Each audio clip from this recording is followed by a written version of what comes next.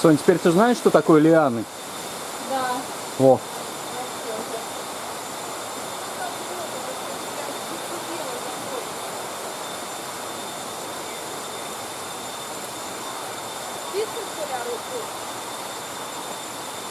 Не знаю.